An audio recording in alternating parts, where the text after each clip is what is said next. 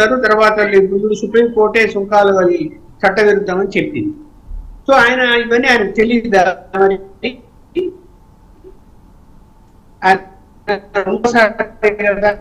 లక్ష్మణ్ గారు ఒక్కసారి మీది ఆడియో డిస్టర్బెన్స్ వస్తుందండి, ఒకసారి కరెక్ట్ కాదు కదా. రైట్ సార్, మాట్లాడదాం. మీది ఒక్కసారి ఆడియో డిస్టర్బెన్స్ వస్తుంది చూసుకోండి. రాధా గారు, అంటే ఇప్పుడు రకరకాల కారణాలు ఉండొచ్చు. ఇరాన్ కూడా వాళ్ళు ఏదన్నా అంటే వాళ్ళకి ఏదైనా వార్నింగ్ సైన్స్ ఇస్తే రిటర్న్గా వాళ్ళు కూడా అవే మాట్లాడుతున్నారు. ఒకవేళ మా తీరం కావచ్చు, మాకు సంబంధించినటువంటి ద్వీపాల మీద దాడికి చేస్తే కనుక గల్ఫ్ కంట్రీస్కి సంబంధించి కూడా అక్కడ ఉన్నటువంటి రూట్లన్నిటితో కూడా సీ మైన్స్తో మేము నింపేస్తాం అనేటువంటి వార్నింగ్ కూడా ఇచ్చాయి. దానికి ఏమన్నా గల్ఫ్ దేశాల నుంచి మనకి లక్ష్మణ్ గారు అన్నట్టు ప్రెషర్ అంతా కూడా ఇప్పుడు ట్రంప్ మీద పడిందని అనుకోవాలా? అందుకు కూడా ఇది కూడా ఒక కారణం అనుకోవచ్చా? కరెక్ట్ గా అండి, సార్ చాలా కరెక్ట్ గా చెప్పారు. ఈ గల్ఫ్ నేషన్స్ నుంచి పూర్తి స్థాయిలో ట్రంప్ పైన అయితే ప్రెషర్ ఉంది. So nearly Gulf nations, whole of the west Asia మనం చూస్తే నియర్లీ వాళ్ళకి ఒక $80 బిలియన్ లాస్ కూడా వచ్చింది. ఇటు ఇరాన్ కి హ్యూజ్ లాస్ వచ్చింది. బట్ గల్ఫ్ నేషన్స్ అసలు వాళ్ళ రోల్ ఈ వార్ లో ఏమీ లేకుండా, బికాస్ వాళ్ళు యుఎస్ బేసెస్ కి వాళ్ళు పర్మిషన్ ఇచ్చారు. యుఎస్ ఎయిర్ బేసెస్ కానీ యుఎస్ ఇన్ఫ్రాస్ట్రక్చర్ కానీ వాళ్ళ నేషన్స్ లో ఉన్నటువంటి కారణంగా ఇరాన్ తన రిటాలియేషన్ అంతా ఇటు ఇజ్రాయెల్ పై చూపించింది. Next badly affected are the gulf nations, and వాళ్ళకి ఒక $80 బిలియన్ లాస్ వచ్చింది. సో అండ్ వాళ్ళు కంప్లీట్ గా వాళ్ళ ఆయిల్ కానీ ఎనర్జీ ఇన్ఫ్రాస్ట్రక్చర్ యూనిట్స్ కానీ అలాగే వాళ్ళు మిగిలిన న్యూక్లియర్ పవర్ స్టేషన్స్ కానీ, సో చాలా వరకు ఇన్ఫ్రాస్ట్రక్చర్ లాస్ అయితే ఈ గల్ఫ్ నేషన్స్ లోని చూడటం అయితే జరిగింది. సో ఒక పక్క గల్ఫ్ నేషన్స్ నుంచి ఈక్వల్ గా యుఎస్ పైన ప్రెషర్ ఉంది, మిగిలిన ఎలైస్ నుంచి కూడా యుఎస్ పైన ప్రెషర్ ఉంది. అండ్ ఎస్పెషలీ మోస్ట్ ఇంపార్టెంట్లీ వాళ్ళ పీపులే వాళ్ళని క్వశ్చన్ చేస్తున్నారు. ఇన్ఫాక్ట్ కొంతమంది జర్నలిస్టులు ట్రంప్ కి డైరెక్ట్ గా అడగడం కూడా జరిగింది. సో ఈ వార్ స్టార్ట్ చేసినప్పుడు ఎవరిని కన్సల్ట్ చేశారు? ఇనీషియల్ గా ఈ నాటో అలైస్ కానీ జర్మనీ లీడర్ కూడా ఈ వార్ మీరు స్టార్ట్ చేశారు కాబట్టి మీరు ఎండ్ చేయండి అని ట్రంప్ తో కూడా చెప్పడం జరిగింది. బట్ లేటర్ పార్ట్ లోని ఇటు జపాన్ అయితేనేమి కానీ అలాగే ఒక్కసారి నిన్న డియాగో ఐలాండ్ ని అటాక్ చేశారు. అంటే డియాగో ఐలాండ్ పై ఒక మిసైల్ వెళ్ళినటువంటి సందర్భంలో యూకే తన సబ్మెరీన్ ని పంపిస్తాము అని చెప్పేసి వాళ్ళు వార్లోకి ఇండైరెక్ట్ గా ఎంటర్ అవ్వడం అయితే జరిగింది. కానీ అప్పటి వరకు కంప్లీట్ గా ఇటు నాటో అలయన్స్ కానీ లేదంటే మిగిలిన గల్ఫ్ నేషన్స్ కానీ చాలా మంచి పాయింట్ రేజ్ చేశారు. జర్నలిస్టులు వాళ్ళందరూ కూడా క్వశ్చన్ చేశారు ట్రంప్ని అని చెప్పేసి, ఎవరిని అడిగి ఎవరితో కన్సల్ట్ చేసి ఇలా వార్ స్టార్ట్ చేశారని. మొదటి నుంచి ట్రంప్ చెప్తుంది ఒకటే, వాళ్ళు ఇరాన్ చాలా సీక్రెట్గా అణ్వాయుధాలు తయారు చేస్తున్నారు, దానివల్ల చాలా డేంజర్ అని చెప్తూ ఉన్నారు. అది కంట్రోల్ చేయడానికి మేము వార్ చేసాం అనేది. అది ఎంతవరకు కరెక్ట్? దానికి సంబంధించిన ఆధారాలు ఏమైనా ఉన్నాయా? చాలా మంచి ప్రశ్న అండి. సో ఇనీషియల్ గా వారు ప్రారంభించడానికి ఇక్కడ మనం రెండు పర్స్పెక్టివ్స్ లో ఆలోచన చేయొచ్చు. First united states of american perspective లో ఇటు న్యూక్లియర్ ఇన్ఫ్రాస్ట్రక్చర్ పైన, న్యూక్లియర్ ఇన్ఫ్రాస్ట్రక్చర్ ఇరాన్ సమకూర్చుకోకుండా, న్యూక్లియర్ వెపన్స్ తయారు చేయకుండా, సో ఈ న్యూక్లియర్ ఇన్ఫ్రా పైన అటాక్ చేస్తున్నాము అని ఒక ఆబ్జెక్టివ్ చెప్పారు ట్రంప్. వేరొక ఆబ్జెక్టివ్ రెజిమ్ చేంజ్ అన్న ఆబ్జెక్టివ్ ట్రంప్ వైపు నుంచి వస్తుంది. అయితే మనం ఇక్కడ ఇజ్రాయెల్ వైపు నుంచి ఆలోచన చేస్తే ఇజ్రాయెల్ లీడర్ నెతన్యాహు చెప్పినటువంటి అంశం 42 ఇయర్స్ నుంచి మేము ఈ వార్ కోసం వెయిట్ చేస్తున్నాము అని చెప్పారు. సో అక్కడ ఆబ్జెక్టివ్ ఈ న్యూక్లియర్ ఇన్ఫ్రాస్ట్రక్చర్ ని కంప్లీట్ గా ఇరాన్ దగ్గర లేకుండా చేయడమా, లేదంటే ఇండైరెక్ట్ గా గ్రేటర్ ఇజ్రాయెల్ ప్రాజెక్ట్ కి సపోర్టివ్ గా ఈ అటాక్స్ చేయడమా అని రెండు వైపుల నుంచి ఒక ఆలోచన వచ్చింది. అయితే but in the midst of the war US కి క్లియర్ గా ఈ వార్ ఇంకా ప్రొలాంగ్ అయితే యునైటెడ్ స్టేట్స్ ఆఫ్ అమెరికాకి అంత మంచిది కాదు అన్న విషయం అర్థమవుతున్నట్టుగా మనకు అర్థమవుతుంది. బట్ ఇక్కడ Netanyahu doesn't want to go back. So Netanyahu wanted to take this war forward. But US నుంచి మాత్రం ఈ వార్ నుంచి ఎగ్జిట్ కోసం వెతుక్కుంటున్నట్టు మనకు అర్థమవుతుంది. Because one side Gulf nations నుంచి ప్రెషర్, అదర్ సైడ్ వాళ్ళ ఓన్ పీపుల్ అండ్ వాళ్ళ ఓన్ కాంగ్రెస్ నుంచి క్లియర్ గా ట్రంప్ ని క్వశ్చన్ చేశారు.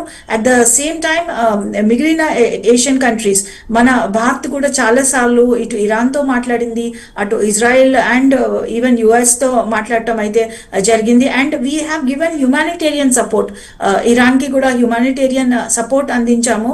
సో ఈ మీడియేషన్స్ అన్ని ఇన్ఫాక్ట్ ఈ రోజు ఈ 5 days పాజ్ అనౌన్స్ చేయడం కూడా మనం అందరూ కూడా చాలా ఆనందపడాల్సినటువంటి విషయం. అట్లీస్ట్ ఈ 5 days ఇంత వార్ మరింత ఎస్కలేట్ అవ్వకుండా ఉంటుంది అని చెప్పి మనం అందరూ ఆలోచన చేయొచ్చు. అట్ ద సేమ్ టైం మనం చూస్తే పెట్రోల్ ప్రైస్ కూడా నియర్లీ $7 per barrel తగ్గిందని కూడా మనకు అర్థమవుతుంది. At the same time markets అన్ని కూడా కరెక్షన్స్ కూడా 5% ఆల్సో కరెక్షన్ కూడా జరుగుతుంది. So it's is a positive sign అని ఇందాక సార్ చెప్పినట్టు కూడా మనం ఆలోచన ఇక్కడ చేయొచ్చు. So this is a very good sign అని మనం అర్థం చేసుకోవాలి. బట్ ఈ పాజ్ కంప్లీట్ గా వార్ ఎండ్ అవ్వాలని కూడా కోరుకుందాం. బికాస్ హ్యూజ్ హ్యూమన్ లాస్ అండి. ఇరాన్ లో చూస్తే నియర్లీ 5,000 people చనిపోయినటువంటి సందర్భం. అలాగే అమెరికన్ సోల్జర్స్ ఒక 13 members చనిపోయారు. అలాగే ఇజ్రాయెల్ కూడా హ్యూజ్ హ్యూమన్ లాస్ వింటున్నాము. At the same time west ఏషియాలో whole of the infrastructure, oil infrastructure, energy infrastructure. So last ఈ 48 hours అల్టిమేటమ్ లో కూడా ట్రంప్ ఫస్ట్ అనౌన్స్ చేసింది అక్కడ ఉన్నటువంటి పవర్ ప్లాంట్స్ పైన అటాక్ చేస్తాము అని. సో దానికి రిటాలియేట్ ఇరాన్ కూడా చెప్పింది పవర్ ప్లాంట్స్, వెస్ట్ ఏషియాలో ఉన్న పవర్ ప్లాంట్స్ పై మేము అటాక్ చేస్తాం. దాంతోపాటు most importantly underground cables, underground internet cables especially Red Sea ప్రాంతంలో ఉంటాయి. సో వాటిని వైపు మాత్రం అటాక్స్ కనుక జరిగినట్లయితే మనకు ఇంటర్నెట్ కూడా చాలా ఇబ్బంది అయ్యే స్థితి వచ్చేది. అండ్ ఎస్పెషలీ ఇరాన్ వాళ్ళు స్ట్రెయిట్ ఆఫ్ హోర్మజ్ లో ఈ కాంటాక్ట్ మైన్స్ కానీ అండర్ గ్రౌండ్ సీ మైన్స్ కానీ కొన్ని thousands ఆఫ్ దీస్ మైన్స్ లే చేసి ఉంచారు ఇప్పటికీ కూడా. So these are going to be very dangerous. నిన్న జాపనీస్ పిఎం కూడా చెప్పారు ఆఫ్టర్ ట్రంప్ మీటింగ్, మేము ఇది క్లియర్ చేయడానికి సపోర్ట్ చేస్తాము. వార్ ఎండ్ అయిన సందర్భంలో ఇది క్లియర్ చేయడానికి, అంటే under ground mines strait of Hormuz లోని ఏవైతే కాంటాక్ట్ మైన్స్ కానీ అండర్ సీ మైన్స్ కానీ కొన్ని thousands లో ఉన్నాయో, సో వీటిని అన్నిటినీ క్లీన్ చేయడానికి జపాన్ కూడా సపోర్ట్ చేస్తుంది అని కూడా చెప్పినటువంటి సందర్భం.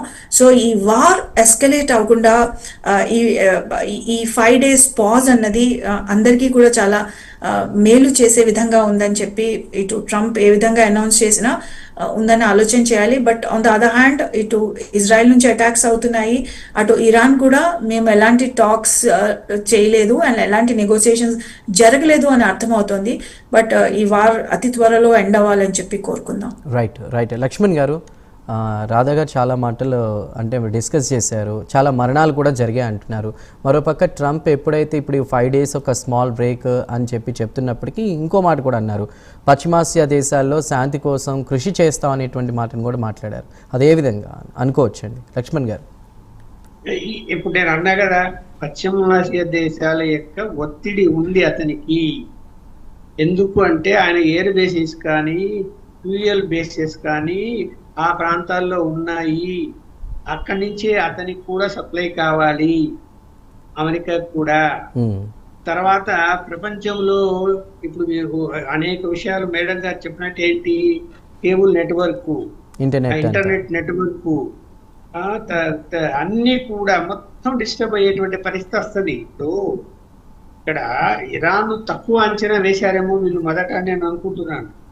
ఇవాళ వాళ్ళు అనుకునే విధంగా అవన్నీ ఇప్పుడు వాళ్ళ దేశ భద్రత కూడా చూసుకొని మిగతా మాకేం సంబంధం ఉంది అన్ని కట్ చేశారు అనుకోండి, ఏంటి పరిస్థితి? ప్రపంచ దేశాలు అల్లాడాల్సిందే కదా. ప్రత్యేకించి పశ్చిమాసియా దేశాలు అల్లాడాల్సిందే కరెంటు కూడా లేకుండా. సో భయపడిపోయాయి పశ్చిమాసియా దేశాలు, అందుకని ఒత్తిడి తీసుకొచ్చాయి అతని మీద. అదే బాబు నువ్వు నష్టపోతావు మేము నష్టపోతామయ్యా, ఎందుకు అనవసరంగా మీరు పెంచుకుంటున్నారు దీన్ని, తత్తో పులిస్తా పెట్టండి అని చెప్పి ఖచ్చితంగా ఒత్తిడి అన్నది ఉంది. దాని వల్లనే కొంచెం తగ్గాడు అని నేను అనుకుంటున్నాను. ఒకవేళ ఆయన మొదటిసారిగా వెంటనే మొత్తం యుద్ధం ఆపాము అంటే కనుక ఏదో తను ఏదో దిగజారిపోయాడేమో లేకపోతే సరెండర్ అయిపోయాడు అనే మాటకు వస్తాయి. కాబట్టి ఒక వారం రోజులు అన్ని మాట మాట్లాడుతున్నాడు. 2 రోజులు అయిపోయింది, ఇంకా 5 రోజులు మేము యుద్ధం చేయమంటున్నాడు. కానీ ఇంకా చేస్తాడని నేనైతే అనుకోవటం లేదు. ఖచ్చితంగా ఇక్కడ మరో ప్రశ్న కూడా ఉంది. ఈ గ్యాప్ లో ఆయన మళ్ళీ రైట్ లక్ష్మణ్ గారు, ఈ గ్యాప్ లో మళ్ళీ ఆయన కావాల్సిన అన్ని కూడా సమకూర్చుకునే అవకాశం ఉందని కూడా చాలా మంది డిస్కస్ చేస్తూ ఉన్నారు. దాని గురించి కూడా మాట్లాడదామండి. ఇప్పుడు ఇరాన్ ట్రంప్ మీద అనుమానం రావడం సహజమే కదా. ఇప్పుడు అతని మాట మీద నిలబడతాడా లేదా అనేది మనం చూస్తున్నప్పుడు ఒక అనుమానం అయితే వస్తుంది. కాదని అనట్లేదు, అనుమానాన్ని వ్యక్తం చేయడంలో తప్పేమీ లేదు, వాళ్ళ జాగ్రత్తలో వాళ్ళు ఉండాల్సిందే. కాకపోతే ఇతని పరిస్థితి ఘోరంగా తయారవుతుంది. అసలు ముందు అమెరికాలోనే ఇవాళ పరిస్థితి, అమెరికన్స్ ఇతర దేశాల నుంచి వలసపోయిన వాళ్ళు ఎన్ఆర్ఐలు పక్కన పెట్టండి, ఆ దేశానికి సంబంధించిన వాళ్ళే అమెరికా అంటే ట్రంప్ యొక్క నిర్ణయాలను తీవ్రంగా వ్యతిరేకిస్తున్నారు. వాళ్ళు అనేక సర్వేలలో అతని విధానం సరిగా లేదని చెప్తున్నారు. ఎందుకు? వాళ్ళ భయం వాళ్ళకు ఉంటది. ధరలు పెరిగినా, గ్యాస్ ధరలు పెరిగినా అక్కడ నీకు జీవించే పరిస్థితి ఉండదు, చాలా ఇబ్బంది పడతారు. అసలు ఇప్పుడు మన ఆలోచన వేరే విధంగా ఉంటది, వాళ్ళ ఆలోచన సున్నితంగా ఉంటది. అందువలన తను అక్కడ కూడా వ్యతిరేకత ఎదుర్కోవాల్సి వస్తుంది. ఇవన్నీ ఆలోచించి ఉంటాడు. ఆలోచించి ఉన్నప్పుడు ఇప్పుడు రోజు రోజుకు పశ్చిమాసియా దేశాల్లో ఎయిర్ బేసిన్లు, ఆయిల్ బేసిన్లు అన్ని నాశనం అయిపోతే అమెరికా తట్టుకుంటుంది. రేపు ఎంత లాస్ అవుతుంది, ఏ విధంగా రికవరీ చేసుకోగలుగుతాడు? ఇవన్నీ కూడా ముందు ఊహించి ఉండరంటారా ట్రంప్ ఇవన్నీ కూడా ఇలా జరుగుతుందని? రైట్ అండి, మాట్లాడదాం. ప్రైమ్ డిబేట్లో ఒక స్మాల్ బ్రేక్ తీసుకుందాం. బ్రేక్ తర్వాత డిబేట్ కంటిన్యూ చేద్దాం. Stay with us.